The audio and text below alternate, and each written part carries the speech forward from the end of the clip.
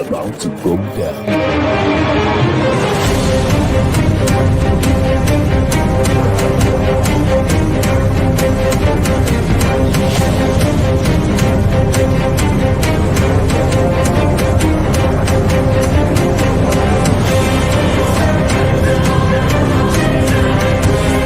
It's lovely pass, and there he turns cleverly. Can he find a finish? Oh, he can! Skill by Joshua, and a return right hand. Good counter right. Bullen is hurt. Second right hand. That clipped him as well.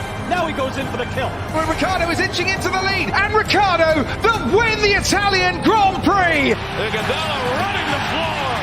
Still leading the way with Hamilton in there too with the Netherlands.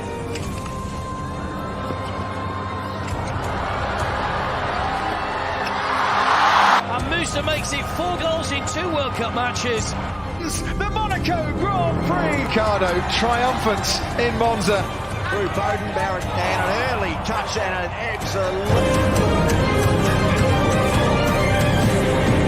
Sports Orbit. We make the world go round.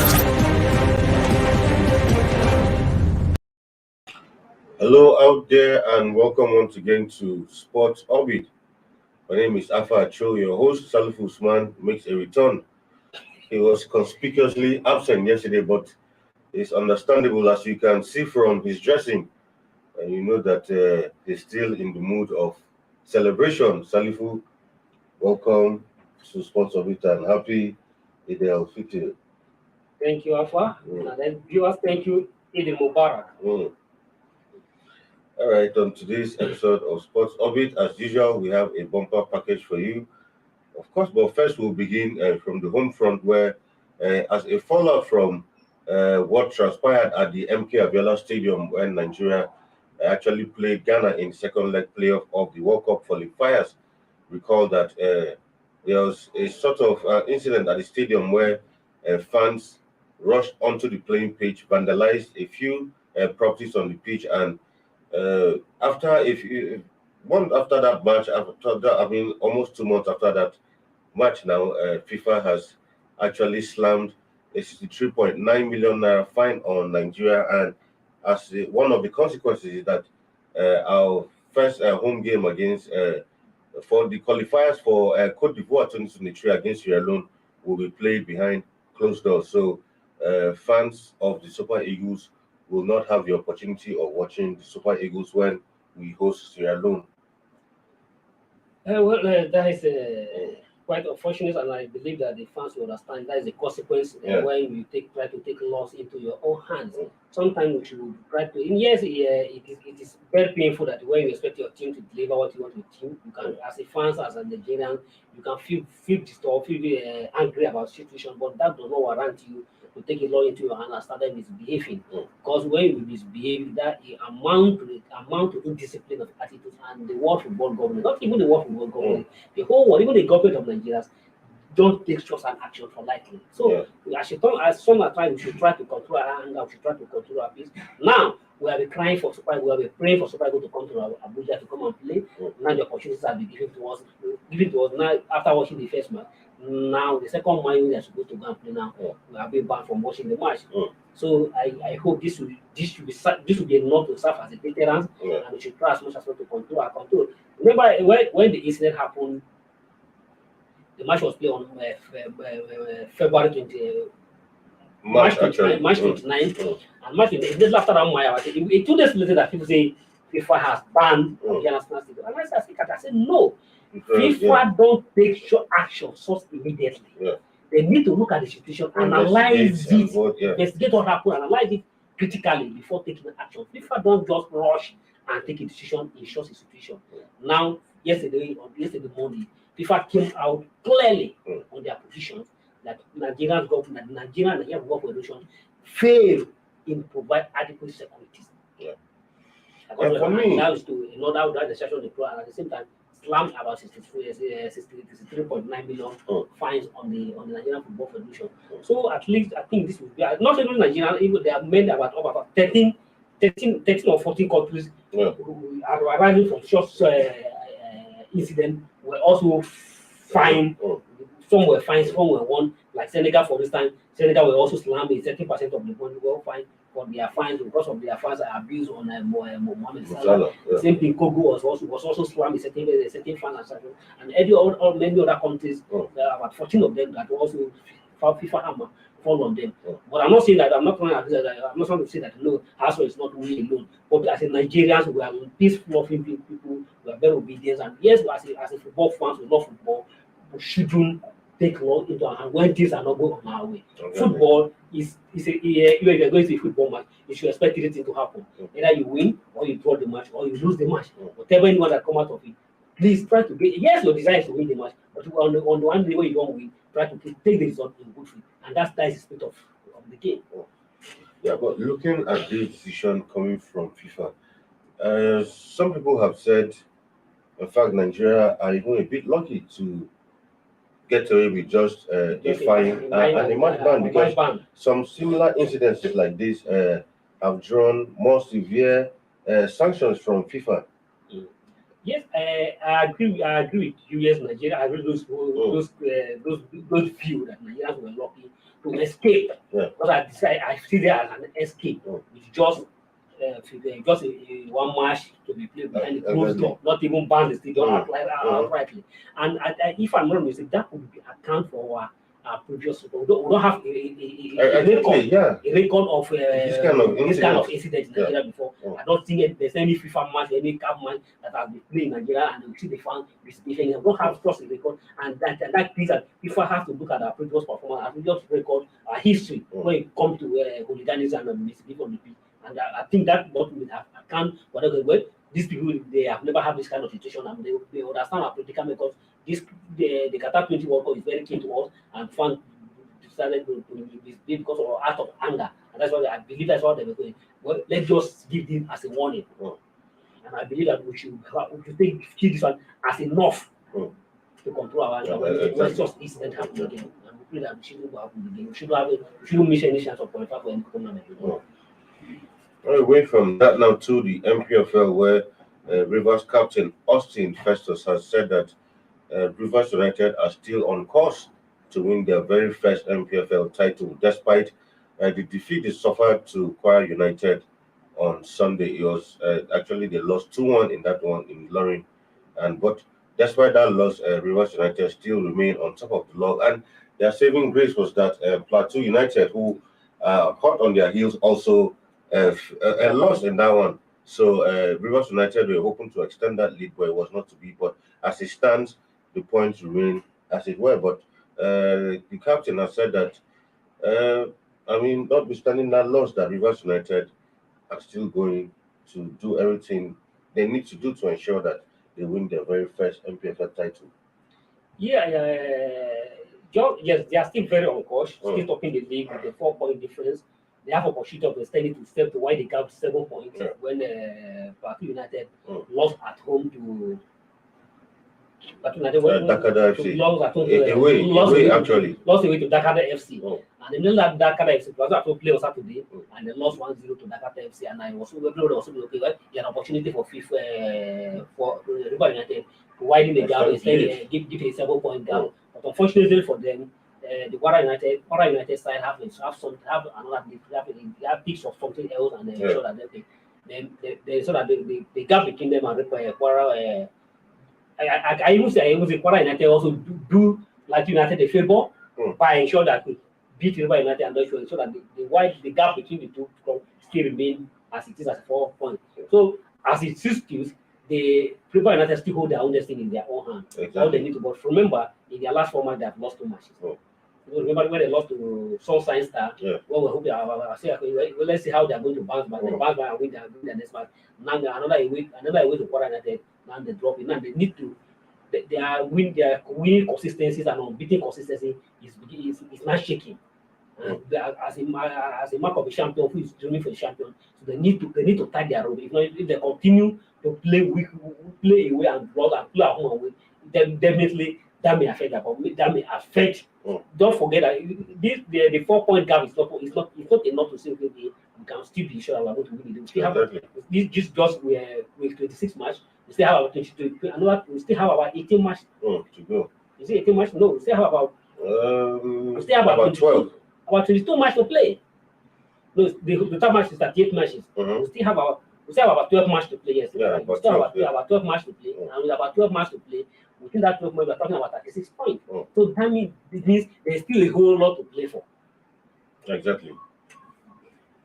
Going from that now to the African Women qualifiers, where Spain-based Super Falcons defender Glory Ogbonna has advised against underrating countries in their group as the country gets set to take part in the African Women's Cup of Nations bid for Morocco. Recall that Nigeria are grouped alongside South Africa, Botswana, and Burundi in that one. But I mean, she's come out to say, look, you might say Burundi and Botswana, when it comes to even male football, are not forces to reckon with. But these days in football, you cannot underrate anybody. You cannot tolerate anybody because as just as strategies, there's no any minor in football. There's no any pushover in football. Even the smaller country we thought of them yesterday, they are now coming up stronger and stronger.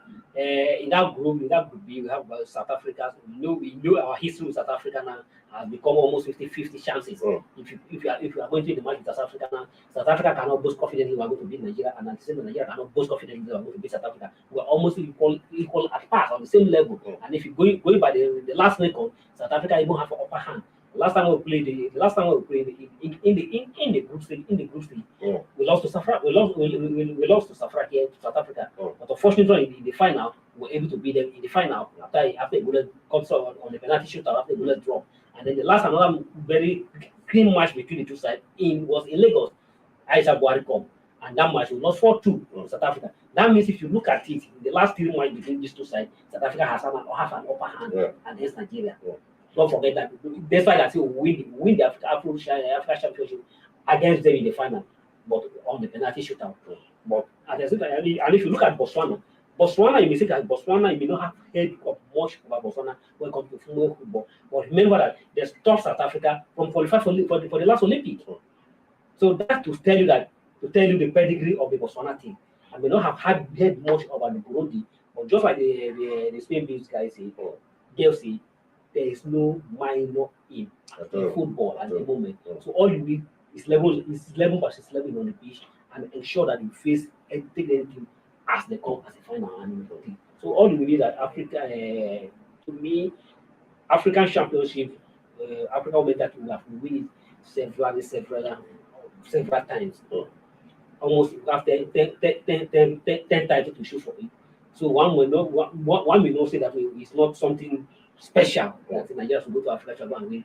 But if we lose it, by the time we lose it, we'll now know how special it is. So those are the hem of our field. Should ensure that yes, we should maintain our dominance in Africa football. If at all we cannot go extend into the world, let's continue to put Africa in our ambit. Exactly. All right, at this point we'll go for a short break and then we'll come back. Sport Orbit continues. Stay tuned.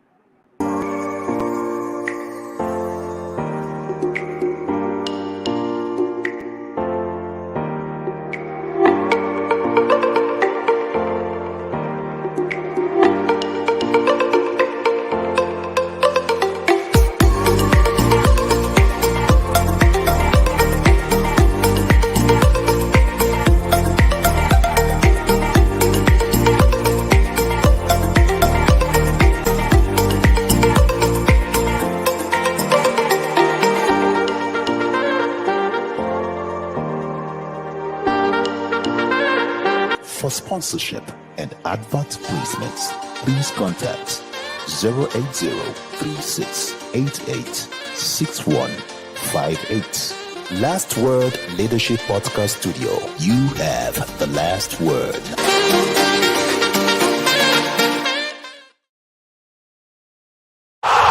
Sports Orbit. We make the world go round.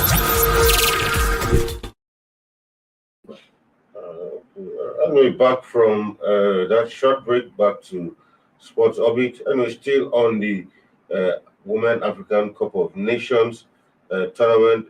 Coach Randy Waldrum has said that, well, for him, his priority is ensuring that Nigeria gets a ticket to the World Cup. He said that while reacting to the AFCON draw that was held last Friday has stated that he will work hard to ensure that Nigeria is prepared to ensure to win all his group stage matches to make the set goal for the team a reality. Of course, usually most times the African Women Cup of Nations, the last 4 teams usually go on to represent the continent in the World Cup, and the coach has come out to say, well, for him, that is his priority, really. Yeah, I agree with him, and even me, not as well, because I think his focus should also be on to qualify for the World Cup. Apart from qualify for the World Cup, not just qualify, we also want that we should win that title. Every you should know that every coach, every coach successful, every Super Falcon coach before him have won that title, and he shouldn't be the first person to lose that title. Because if you lose that title, Nigeria will not take it lightly with him. That's what we are going to. And the target is to qualify. Our target is not even just to qualify for the World Cup. Our target at least is to get to the semi-final of the World Cup. If we can't win the World Cup, at least let the Super Falcon get to the semi-final of the World Cup. But if you're talking of women football, you talk of Europe, you talk of South American, if you talk of US, South American, but at least Nigeria is Africa is a dominant force in the world. And if you have dominated Africa for decades, so the next level is to showcase. You have dominated Africa for over almost 2 decades or 2 decades. Yeah. So the next step is to showcase our dominance in the global world, and not just qualify, because we have also if qualifying also a World Cup is not enough. But we have also qualified for every edition of that FIFA World Cup, every edition of that World Cup. So qualifying is not a big achievement. All you want to do is qualify and get to the World Cup over. At least play in the semi-final of the tournament. That would be a great achievement. That is why so much money is being paid to break into the Africa to come and coach Nigeria. I think he said that in order not to raise too much hope of Nigeria. For me, it's just like an excuse of saying, well, even if we don't win it, let's qualify for the World Cup. Nigeria will not. She know that Nigeria will not take that one lightly. Because there's no every Super Falcon coach, rather all the Nigerian schools have of course almost of them, even the still won the title. So you should ensure that we win the title. I agree completely.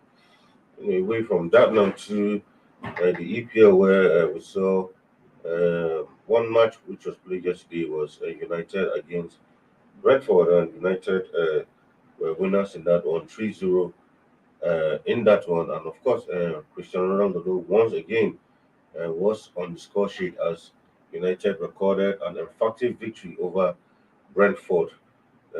This makes it his 18th Premier League goal of the current campaign, 24 in all competitions. And looking at that match, I think in a long while, that was the best game United has played in a long while. They dominated Brentford completely from start to finish, and people were wondering that, I mean, all season, why haven't you been playing like this? Is it now that you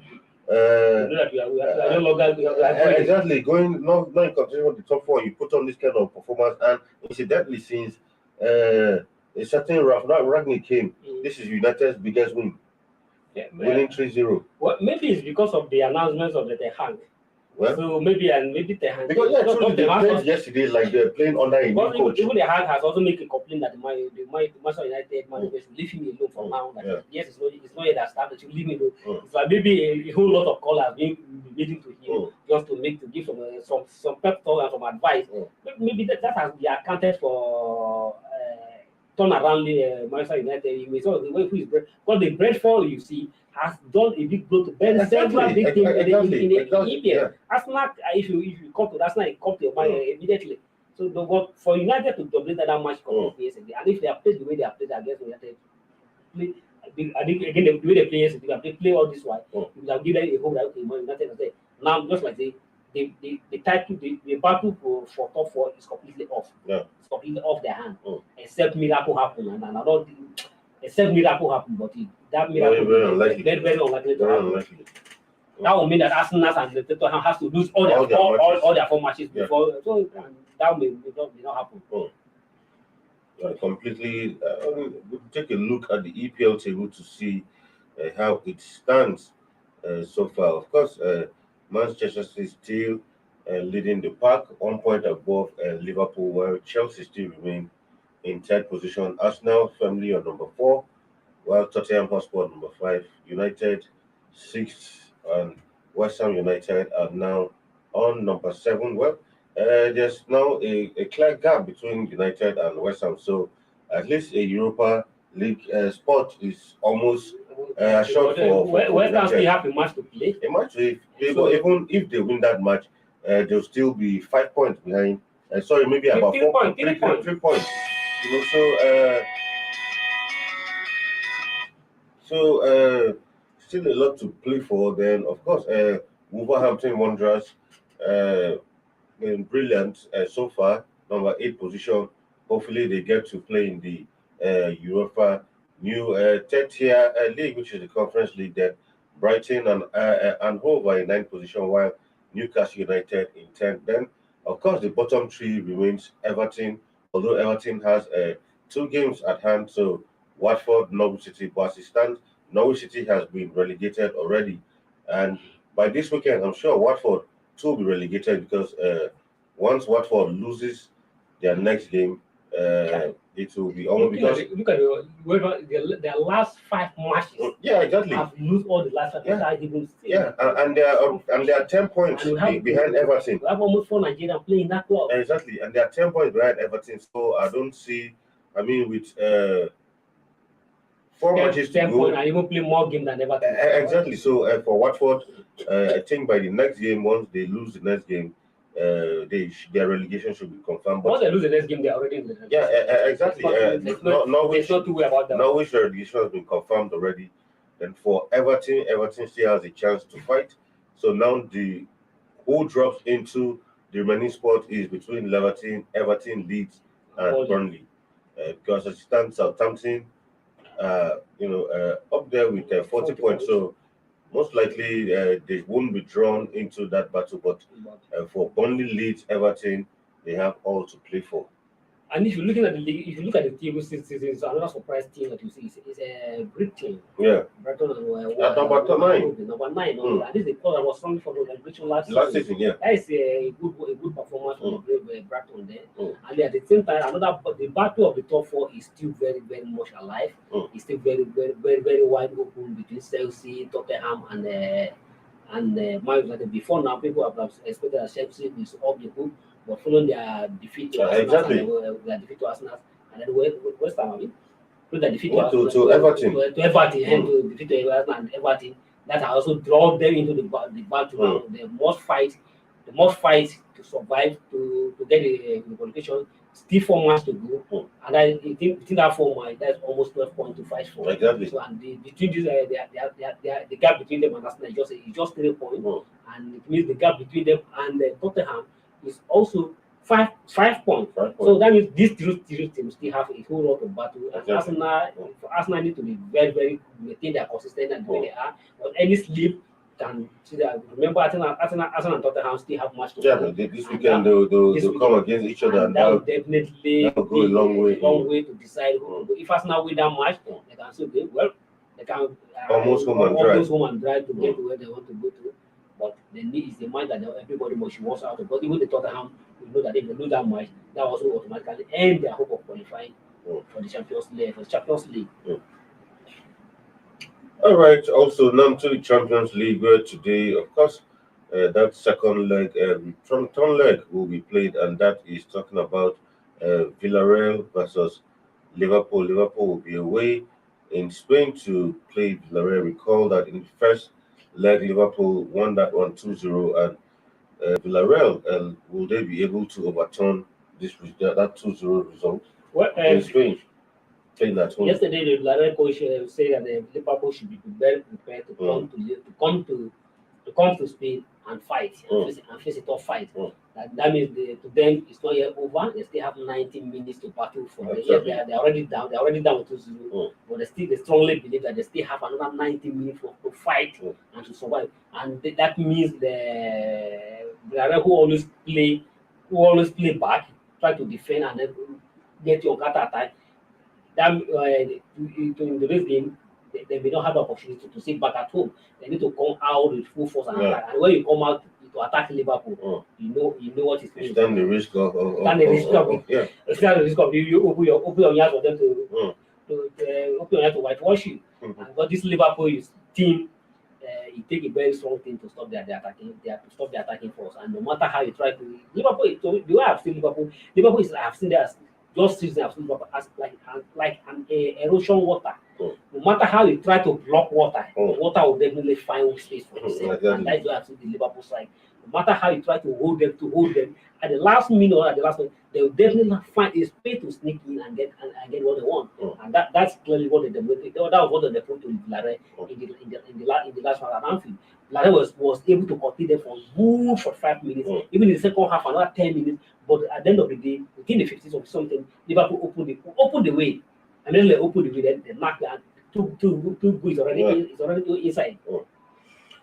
So looking at that match, remember in the first leg I asked you to. You forced me to No, I didn't force you. I asked you to predict. I was not willing to predict, but you asked me to predict by force, and I was just maybe my predicting cap was not on, so I couldn't get the correct predictions. So well, but what a coincidence! Today you're wearing a cap, so it means your prediction cap is on. The cap I'm wearing, sitting on your today's head. cap is not the prediction cap. This is not. But who do you see making it to the final? Well, Liverpool, if you look at Liverpool have 70% chance of making it to the final.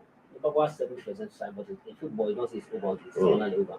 You know, as it is now, they're really set for Liverpool. All right, so Liverpool said as it is now, Liverpool are 70% in the final already. Well, we'll take a look at that. That match comes up later tonight, and we'll keep an eye on that one. Viewers, at this point, this is the much we can bring to you on today's episode of Sports Orbit. Thank you for being in the studio on today's episode of Sports Orbit. So it's a pleasure. Thank you. All right, viewers, take a look at what all the other sporting events going on tomorrow. We'll give you a complete review of all the events that are going down currently and in the course of the day. Well, that's the much we can bring to you. I mean, your host, Alpha Cho, until we come your way again tomorrow. Stay safe out there, and it's goodbye from here. Thank you for watching. For sponsorship and advert placements, please contact 080-3688-6158. Last Word Leadership Podcast Studio. You have the last word.